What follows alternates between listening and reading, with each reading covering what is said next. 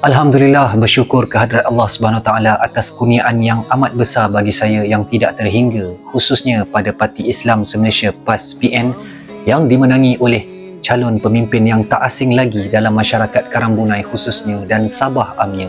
Malah namanya sekarang ni mekar segar di seluruh semenanjung tanah air. Sedih, terharu, sayu bagi saya generasi muda yang mengamati berkali-kali pilihan raya umum dan negeri sejak dahulu. Akhirnya berkat usaha semua, berkat gerak kerja yang tak putus-putus yakin dengan janji Allah pada tanggal 29 hari bulan November kemarin, maka lahirlah anak sulung pertama dalam sejarah penubuhan PAS dan Perikatan Nasional UMNO. Kembali kepada fitrah, nikmat itu adalah ujiannya lebih dari saat kita kalah atau tewas. Ketika kita di atas, ujian itu lebih hebat daripada ketika kita diinjak, dipijak di bawah. Semoga Perikatan Nasional khususnya PAS PN yang dipimpin oleh Datuk Dr. Ali Akbar Gulasan benar-benar menanam benih politik baharu yang lebih mesra rakyat tanpa mengira latar belakang parti dalam bekerja. Bagi saya ianya kemenangan yang amat bermaruah dan bersejarah. Tanpa gula-gula, tanpa mindset nak pilih perlu bagi sesuatu dahulu, rakyat Karambunai berusaha sehabis baik dan terbaik dalam menilai pemimpin. Tak terlalu gopoh untuk saya katakan di sini bahawa jika negeri Kedah, mereka mempunyai Sanusi. Jika di Terengganu, mereka ada Dr. Sam. Jika di Perlis, Syahidan Kasim lah namanya. Di Sabah pula ada permata tak lain dan tak bukan Datuk Dr. Ali Akbar Gulasan yang sangat merendah diri dalam tiap ucapan dan tindakannya. InsyaAllah satu hari jika rakyat Sabah keseluruhannya nampak apa yang dibuat Karambunai selepas ini dalam gerak kerjanya, InsyaAllah akan digerakkan hati untuk semua masyarakat, tak kira di mana saja di seluruh pelosok Sabah, akan mengenali sebenar-benarnya bahawasanya politik itu tidaklah kotor, sebaliknya dikotori oleh manusia-manusia itu sendiri. PAS PN khususnya telah biasa dengan kekalahan. Itulah perjuangan demi membawa, mengubah mindset, cara fikir orang kita, tak kira di mana pun, bahawasanya rasuah itu atas apa jalan dan apa nama sekalipun adalah tidak bagus sama sekali. Bila saya tengok video YB menangis tu, terasa beban puluhan tahun terlepas. Terasa Allah bayar segala penat lelah YB bekerja selama ini dengan ikhlas, dari kampung ke kampung, dari segala ceruk ke ceruk pedalaman. Allah makbulkan harapan YB untuk melihat Sabah bersih dari segala-galanya. Memang pihak lawan akan menyindir itu dan ini. Alah, macamlah menang satu negeri. Atau banyak sangat ke kursi yang menang? Seperti saya bagi tahu tadi, N telah biasa dengan kekalahan, khususnya PAS. Hatta sebelum adanya kerajaan Kelantan dan Terengganu hari ini, begitulah ceritanya yang sama.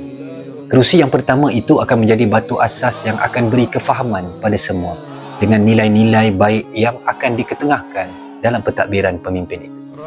Terima kasih untuk semua jentera. Terima kasih untuk semua yang berhikmat. Terima kasih pada anak-anak muda Sabah yang mendukung, yang support di segenap penjuru, di semua tempat, memasang bendera, berkonvoi, sumbangan apa sahaja, tanpa mengharapkan sesuatu balasan, ikhlas kerana Allah dan perjuangan. Walaupun calon-calon PN di merata tempat kalah, tak mengapa, itulah asam garam perjuangan. Akhirnya, keikhlasan berkhidmat itu akan jadi ukuran. Kalah dan menang bukan ukuran kejayaan. Untuk memecahkan tembok hanya perlukan air yang menitik hari ke hari, walaupun perlahan dan makan masa. Akhirnya batu yang ampuh pun akan berlubang. Apa yang penting istiqamah dalam perjuangan kita, dengan jalan kita. Buatlah sesuatu ikhlas kerana Allah. Kepada semua pendukung PN di semua pelosok di negeri Sabah, tak kira yang ada di dalam atau di luar parti. Terima kasih pada anak-anak muda, juga orang lama Karambunai yang beralih arah, memberi peluang pada PN untuk buktikan sesuatu di masa hadapan. Kepada YB Dr. Ali Akbar, sebagai marahin yang jauh di semenanjung ini, kekalkan prinsip jati diri sahsiah, akhlak yang bagus. Santuni seluruh masyarakat tanpa mengira latar belakang apa sekalipun, walaupun darah yang mengalir mereka tidak seia dan sekata kita. Mulai hari ini, semuanya itu adalah rakyat YB. Kita sebagai PN tak pernah pilih bulu dalam memerintah. Siru ala barakatillah.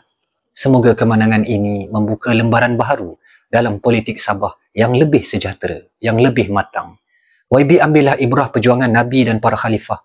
Keadilan, kepimpinan mengikut cara Islam yang sebenar-benarnya. Itulah bukan sahaja didambakan oleh orang Islam, namun juga dirindui seluruh manusia yang bukan Islam. Islam pasti menciptakan keadilan untuk semua, termasuk juga untuk non-muslim. Nah, yang pertama secara normatif, Islam itu mempunyai konsep yang disebut dengan kafir dhimmi, yaitu orang-orang non-muslim yang hidup tinggal berlindung dalam kekuasaan daulah Islam. Namun, mereka itu tidak akan dipaksa untuk memeluk Islam dan mereka akan diberikan kebebasan untuk menjalankan agama mereka. La ikraha fid din, tidak ada paksaan untuk memeluk agama Islam. Bahkan Rasulullah SAW dalam sebuah sabdanya tegas mengatakan bahawa siapa saja menyakiti kafir dhimmi, maka berarti dia telah menyakitiku, dan siapa yang telah menyakiti aku, berarti dia juga telah menyakiti Allah Subhanahu wa taala. Masya Allah. Alasan kedua, secara empiris dan fakta historis, non-muslim dalam sepanjang sejarah Islam semenjak masa Rasulullah SAW itu sangat-sangat diperlakukan dengan adil. Beliau menegakkan daulah Islam di Madinah.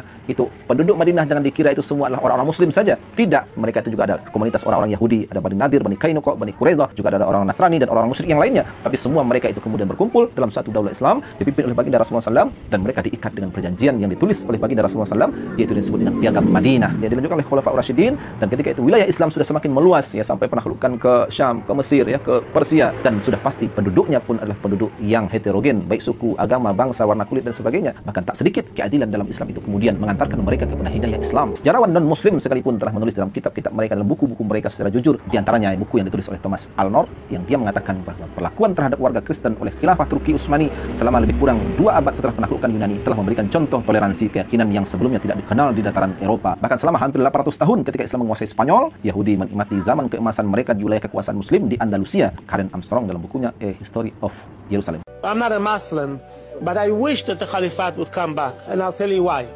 The Caliphate have a way to protect the poor people. The jizya that we used to pay, it's only for the rich Jews. Poor Jews that didn't have money used to be received tax credit from the Muslims. Caliphate was the justice among the Caliphate was amazing. We see that the Muslim nation today are divided because world superpowers, in order to weaken the Muslims and to enjoy and to take advantage of their natural amazing resources which they have combined all over the Muslim area, oil and gold. One strong caliphate from Morocco to Pakistan to Bangladesh would be a solid caliphate which will bring a lot of honor, unity.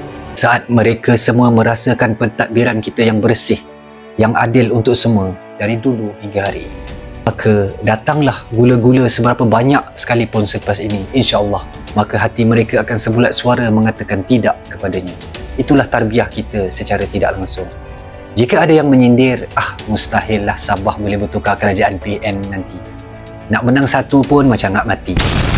Yalah, saya ulang sekali lagi. Bagi kebanyakan rakyat Malaysia hari ini menyangka bahawa Kelantan itu adalah milik PAS sejak merdeka.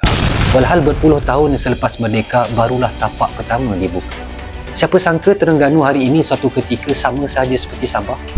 Kedah apatah lagi. Satu demi satu kerusi dimenangi di Kelantan, Terengganu, di negeri-negeri lain di seluruh semenanjung ketika itu. Sedikit demi sedikit. Betapa peritnya untuk mendirikan sebuah kerajaan yang digelar SG4 hari ini. Perjalanannya dipenuhi ranjau duri, liku-liku untuk menepis mereka-mereka yang sentiasa bermain politik wang di sana-sini. Bermula dengan satu kerusi, akhirnya 70 tahun kemudian PAS PN memerintah 4 buah negeri. 70 tahun berusaha bersilih ganti kepimpinan yang datang dan pergi. Alhamdulillah, buat rakyat Karambunai, tak kira apa latar parti kamu undi kemarin, satu kerusi yang cukup bermakna buat Kambunai khususnya dan Sabah amnya. Semoga menjadi batu asas dalam kegemilangan Sabah. Semoga dapat acuan yang baru. Moga Karambunai terus aman sejahtera dan makmur.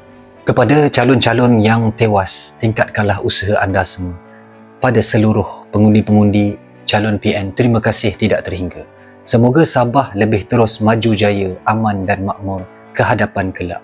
InsyaAllah. Amin. Takbir. Allahu Akbar.